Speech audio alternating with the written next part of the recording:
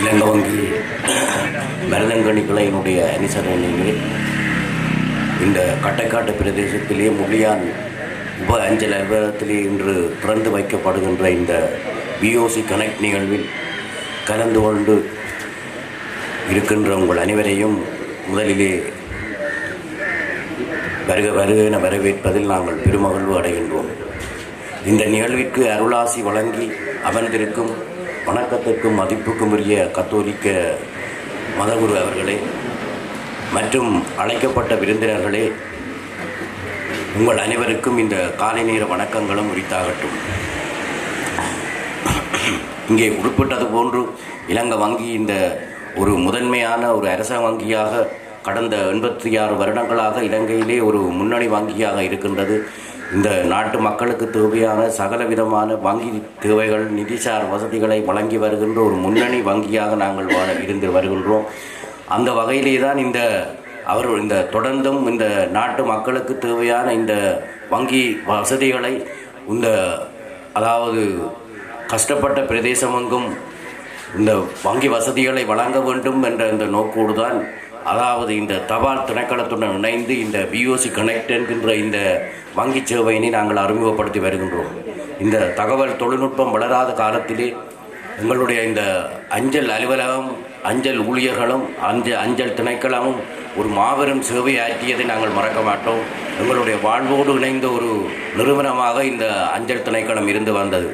ஆகவே அந்த திணைக்களத்தோடு இணைந்து நான் இந்த இலங்கை வங்கியும் இந்த புதிய சேவையினை ஆரம்பிப்பதன் மூலம் இந்த பிரதேசத்து மக்கள் அவர்கள் அந்த வங்கிகளை நாட ஏற்படுகின்ற அந்த கஷ்டங்களை நீக்குகின்ற ஒரு நடவடிக்கையாகத்தான் நாங்கள் இந்த பிஓசி கனெக்ட் என்ற இந்த நிறுவனத்தை, அதாவது இந்த சேவை மையத்தை நாங்கள் இந்த அஞ்சல் அலுவலகங்களிலே நாங்கள் ஆரம்பித்து இப்பொழுது நடத்தி வருகின்றோம். அந்த வகையிலே இந்த முள்ளியான் பிரதேசத்து மக்களும் இந்த சேவையை பெற்று பயனடைய வேண்டும் என்று நாங்கள் கேட்டுக்கொள்கின்றோம். இந்த கட்டைக்காடு, இந்த மருதங்கணி, வெற்றிலக்கணி பிரதேசங்கள் இந்த கடல் வளத்திலே மிகவும் ஒரு பிரசித்தி பெற்ற பிரதேசங்கள். இந்த நாட்டுக்கு உங்களுடைய அந்த பொருளாதார ரீதியான பங்களிப்பு மிக மிக அவசியமாகும். அதாவது எங்களோட நாட்டை பொறுத்தவரையிலே நாங்கள் இந்த நாட்டினுடைய பொருளாதார அபிவிருத்திக்கு நாங்கள் மிகவும் பங்குதாரராக இருக்க வேண்டும். அந்த வகையிலே மிக ஒரு முக்கியமான ஒரு பொருளாதார பங்களிப்பு தான் இந்த கடல் வளம். அந்த கடல் வளத்தை சரியான முறையிலே பயன்படுத்தி இந்த நாட்டினுடைய பொருளாதார விருத்திக்கு நீங்கள் பயன்படுத்த வேண்டும். இந்த பழைய முறையிலான இந்த மீன்பிடி முறைகள் அவற்றை விட்டு புதிய முறைகளிலே புதிய விதமான சிந்தனைகளுடன் இந்த கடல் வளத்தை சரியான முறையிலே பயன்படுத்தி அதை இந்த நாட்டினுடைய பொருளாதார விருத்திக்கு நீங்கள் பங்குதாரராக்க வேண்டும். அந்த வகையிலே உங்களுடைய பங்களிப்பு மிக அவசியம்.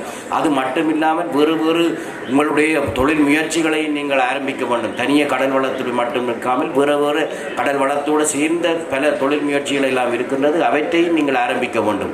புதிய சுற்றுலா மையங்களை திறக்க வேண்டும். இந்த பிரதேசம் ஒரு மிக அழகான வசதியான ஒரு நல்ல பிரதேசம். அப்போ சுற்றுலா ரீதியான சுற்றுலா பயணிகளை கவருகின்ற விதத்திலே சில நடவடிக்கைகளை எல்லாம் நீங்கள் மேற்கொண்டு வருவதன் மூலம் இந்த பிரதேசத்து அபிவிருத்திக்கு மட்டுமில்லாமல் நாட்டினுடைய அபிவிருத்திக்கும் பங்குதாரராகும். அந்த வகையிலே இலங்கை வங்கியாகிய நாங்கள் எந்த விதமான கடன் திட்டங்கள், மிக குறைந்த வட்டியிலான பலவிதமான இந்த சிறு கைத்தொழில் திட்டங்கள், தொழில் முயற்சியாளருக்கான கடன் திட்டங்கள் என்று பலவிதமான கடன் திட்டங்கள் இப்பொழுது மிக குறைந்த வட்டியிலே இப்பொழுது உங்களுக்கு தெரியும், மத்திய வங்கி ஆக குறைந்த வட்டியிலே இந்த கடன் திட்டங்களை எல்லாம் அறிமுகப்படுத்தி இருக்கிறது. அவற்றை நீங்கள் சரியான முறையிலே பயன்படுத்த வேண்டும். பயன்படுத்தி அதை சரியான முறையிலே நீங்கள் உங்களுடைய இந்த வாழ்வை உங்களுக்கு தெரியும், அரசாங்கத்தின் எண்ணக்கரு கூட ஒரு வளமான தேசம், அழகான வாழ்க்கை, அந்த ஒரு வளமான தேசம் உங்களுக்கு இருக்கிறது. அந்த தேசத்தினுடைய அந்த வளத்தை பயன்படுத்தி இந்த நாட்டினுடைய அபிவிருத்திக்கு நீங்கள் பங்குதாரராக வேண்டும். அதே நேரம் உங்களுக்கு தெரியும், இப்பொழுது வங்கியில் மட்டுமில்லை எல்லா இடமும் இந்த டிஜிட்டல் தொழில்நுட்பம், டிஜிட்டல் சேவைகள் வளர்ந்து கொண்டு வருகின்ற ஒரு காலம். ஆகவே நாங்களும் வங்கியை பொறுத்தவரையில் இந்த டிஜிட்டல் தொழில்நுட்பத்தை பயன்படுத்தி தான் பலவிதமான சேவைகளை வழங்கி வருகிறோம். ஆகவே நீங்களும் அந்த டிஜிட்டல் தொழில்நுட்பத்தின் மூலம் அந்த சேவைகளை பெற வேண்டும். அந்த டிஜிட்டல் தொழில்நுட்பம் என்பது அதுவும் பொருளாதாரத்தில் ஒரு 20-30% அபிவிருத்திக்கு அது பங்கு செய்கிறது. ஆகவே நாங்கள் அந்த இதைக்கும் செய்வோம். ஆனால் அதே நேரம் இந்த டிஜிட்டல் தொழில்நுட்பத்தை பயன்படுத்தி பலவிதமான விதமான மோசடிகளும் நடைபெறுகிறது. அந்த மோசடிகளுக்கு நீங்கள் துணை போகக்கூடாது. நீங்கள் சரியான முறையிலே அவதானமாக சரியான முறையிலே அந்த டிஜிட்டல் தொழில்நுட்பத்திலே வருகின்ற அந்த பாஸ்வேர்டுகள் இதுகளை நீங்கள் சரியான முறையிலே பயன்படுத்துவதன் மூலம் எந்த விதமான மோசடிகளும் நடைபெறாமல் பார்க்க வேண்டியதும் உங்களுடைய பொறுப்பு தான். உங்களுக்கு தெரியும், இந்த பலவித மோசடிகள் இப்பொழுது கணக்குகளில் காசு எடுக்கிறோம் அப்படி இப்படி என்று பலவிதமான மோசடிகளும் நடந்து கொண்டிருக்கிறது. அதுக்கு நாங்கள் தான் இடம் கொடுப்போம். நாங்கள் சரியான முறையிலே நாங்கள் கவனமாக நடந்து எங்களுடைய பாஸ்வேர்டு சரியான முறையில் பாதுகாத்தோம் என்றால் அப்படியான எந்த விதமான தவறுகளும் நடக்கிறதுக்கு இடமில்லை. ஆகவே நாங்கள் வங்கி மட்டுமில்லாமல் எல்லா நிறுவனங்களும் எல்லா திணைக்களங்கள் எல்லாம் இந்த டிஜிட்டல் தொழில்நுட்பத்துக்கு வந்து வருவதன் மூலம் அதுவும் நாட்டுக்கு ஒரு பெரிய பங்களிப்பு தான்.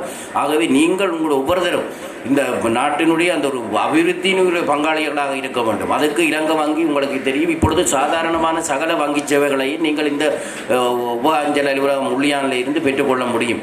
காசு போடுறது, எடுக்கிறது, வேறு உங்களுடைய பில் பேமெண்ட்டுகள், அப்படி எல்லா விதமான சேவைகளையும் பெற்றுக்கொள்ள முடியும். மேலதிக சேவைகள் மட்டும், அதாவது நீங்கள் உங்களுடைய நேரத்தை நீங்கள் உண்மையாகவே தொழில்கள் எல்லாம் இதண்டி உங்களுக்கு எவ்வளவு நேரத்தை மீதியாக்க முடியும். அதாவது வங்கிகளுக்கு தெரியாமல் இங்கே இருந்தே உங்களுக்கு சாதாரணமான வங்கி சேவைகளை நிறைவேற்றக்கூடியதாக இருக்கும்.